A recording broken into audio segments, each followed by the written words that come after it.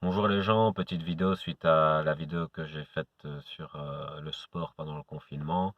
Je voulais juste préciser que c'est pas par rapport à la performance, et donc je vais titrer cette vidéo le fair play, parce que pour moi le fair play c'est vraiment une valeur essentielle qu'on doit cultiver dans l'éducation et dans toute la société et qui disparaît malheureusement, parce que c'est quelque chose qui augmente la valeur intérieure pour moi. Et donc, le fair play, c'est la capacité à accepter l'échec et la faiblesse, euh, et aussi à considérer l'autre. Donc voilà, c'est dans une forme de jeu. Et ce que je voulais dire dans le sport, c'est il y a un film que j'adore, c'est Karate Kid. Pourquoi? Parce que là, on voit le bon développement personnel et le mauvais développement personnel qui sont mis en parallèle finalement. Et, on voit bien en fait que le bon développement personnel, bah, c'est le maître Miyagi, et le mauvais développement personnel, bah, c'est l'autre sensei qui cherche absolument la performance, quitte à complètement détruire les bases en fait du développement, tout simplement, juste pour en arriver à la performance et à cette gratification narcissique à laquelle on arrive encore. Et donc, moi, je trouve que c'est un très beau film par rapport à ça, sur la valeur, justement, parce qu'on voit bien que le mauvais, il essaye de donner des consignes à ses élèves. Donc, il demande à un de casser la jambe de Daniel San. Et c'est vraiment machiavélique parce que c'est pas seulement pour qu'il perde le tournoi, mais c'est aussi pour que toute sa carrière s'arrête, en fait. Parce que s'il lui casse la jambe de cette façon-là, ça lui brise sa carrière. Donc, c'est vraiment pour briser sa vie.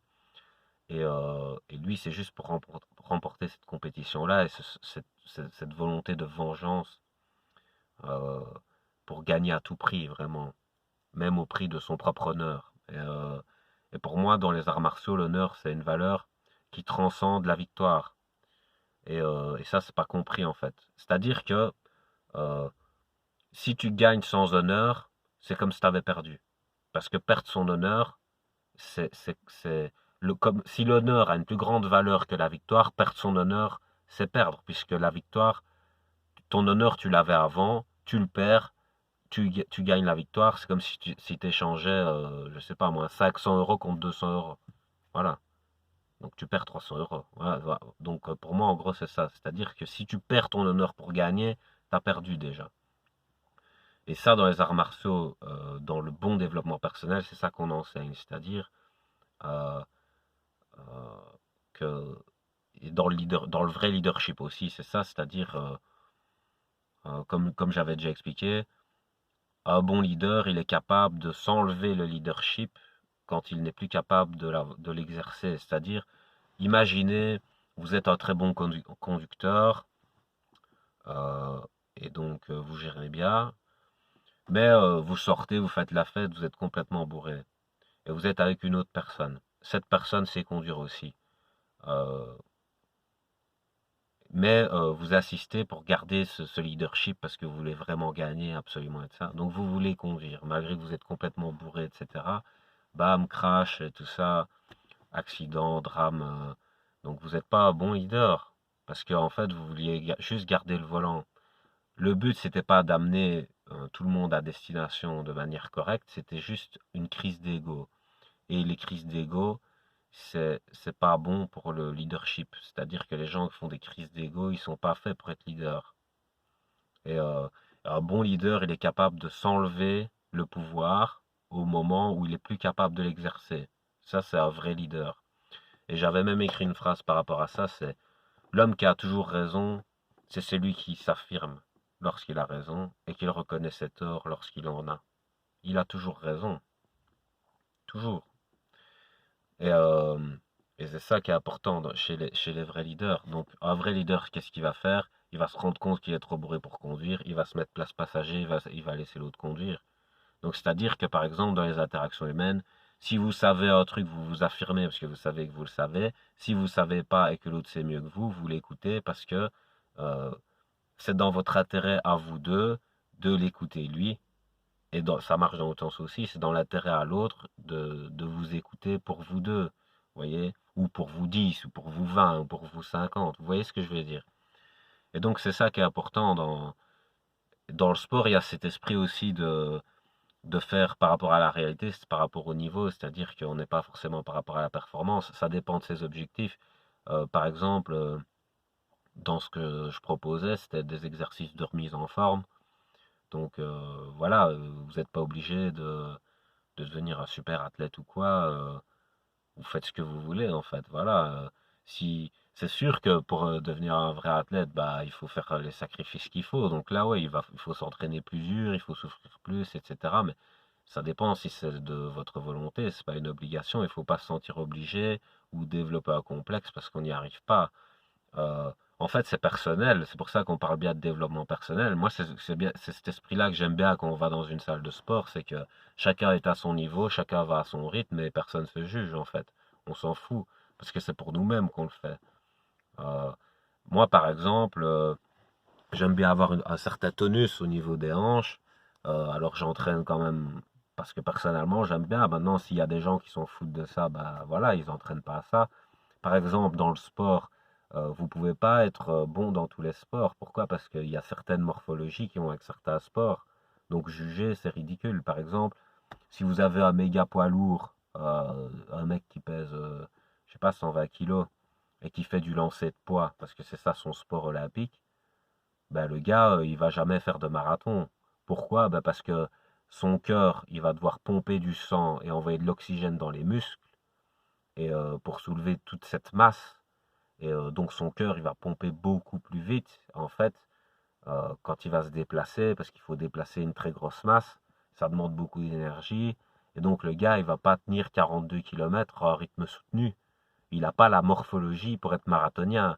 Par contre, pour lancer le poids, il va vous le lancer, je sais pas où, ou au niveau de sa force de frappe, parce qu'il a la masse corporelle.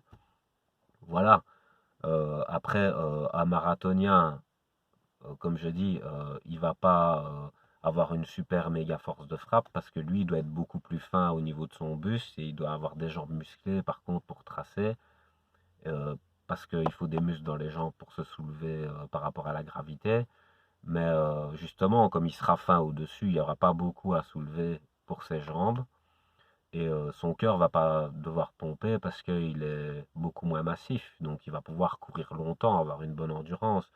Et vous voyez, il y a différentes morphologies pour différents sports. Pour la natation, faut des muscles plus allongés.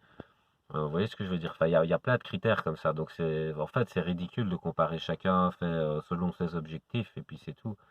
Euh, Maintenant, je tiens quand même à souligner que le sport en soi, c'est bon pour la santé.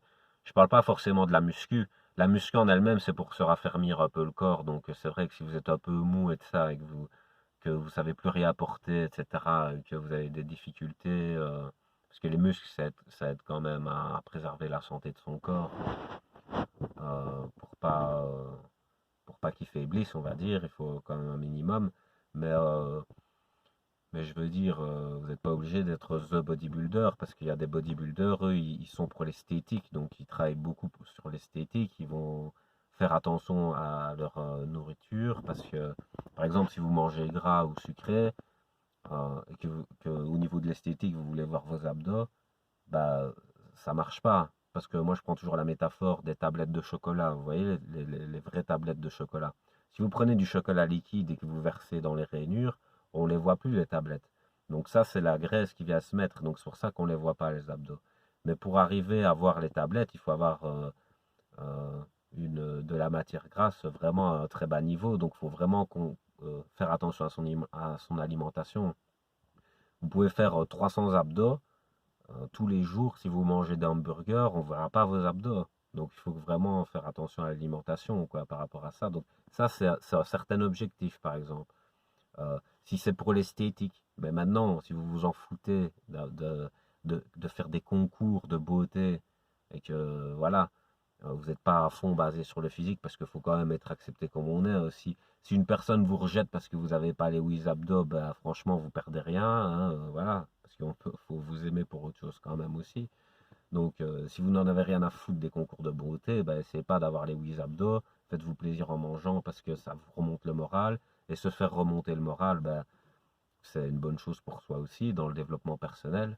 Donc voilà, et le sport au niveau du cardio, c'est pour ça que moi je propose le sport, parce que le cardio, ça fait sécréter des hormones de plaisir. Donc quand on fait du cardio à certains temps, hein, parce qu'il faut quand même en faire un petit moment, ça évacue les toxines et ça sécrète les hormones de plaisir, donc c'est intéressant d'en faire. Donc c'est pour ça que je suggérais ça. Mais toujours dans cet esprit sportif de fair play, donc de respect de l'autre et de ne pas être dans le jugement, et que chacun est à son niveau et on ne se juge pas. Parce que moi-même, comme vous pouvez le voir, dans d'anciennes vidéos, j'ai pris du poids, puis j'ai perdu du poids, donc voilà. Euh, je sais bien les deux, en fait, je connais les deux, donc je juge pas. C'est pour expliquer ça, quoi. Je tenais à le dire pour pas que des personnes se sentent vexées ou quoi. Et si parfois je me trompe dans des exercices, n'hésitez pas ou quoi, je corrigerai.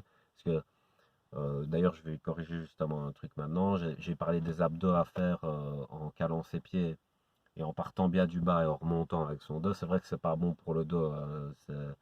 Et même mettre sa main derrière sa tête comme ça et faire aller la nuque, c'est pas bon parce que voilà, au niveau pour se taper une scoliose ou quoi, toujours plier son dos et tout ça, voilà, c'est pas très bon. D'ailleurs, le dos, c'est ce qui prend tout. C'est pour ça qu'on dit qu'on utilise l'expression avoir bon dos ou en avoir plein le dos, parce que le dos, c'est le muscle qui prend dès qu'il y a un muscle qui lâche. C'est-à-dire, vous portez un truc avec votre bras, ça devient trop lourd, boum, c'est le dos qui prend. Avec votre jambe, ça devient trop lourd, boum, c'est le dos qui prend. Vos abdos, boum, c'est le dos qui prend. Et c'est pour ça qu'on dit la colonne vertébrale de quelque chose, parce que la colonne vertébrale de quelque chose, c'est la structure qui tient tout le reste, en fait. C'est la structure principale. Vous voyez ce que je veux dire? Donc, c'est pour ça qu'on dit avoir bon dos. En fait, une personne qui a bon dos, c'est une personne qui est toujours là quand il se passe une merde, en fait. C'est toujours à elle qu'on fait appel, parce que chaque fois qu'il y a un muscle qui lâche, c'est le dos qui prend. Donc, voilà pour la petite anecdote. Ah, je tenais à dire ça par rapport à ça. Et vraiment, rester fair play, c'est vraiment un bon esprit. euh, et faire juste pour la performance, tout en perdant sa valeur intérieure de mérite. Pour moi, ça ne vaut pas la peine. Si c'est gagner sur un coup bas, bah, autant perdre et partir avec son honneur plutôt que de gagner en le perdant. Enfin, moi, je trouve, c'est ce que je trouve. Et puis rester fair play envers les autres. Voilà, c'est le message de cette vidéo. Voilà, je vous laisse. Bonne journée.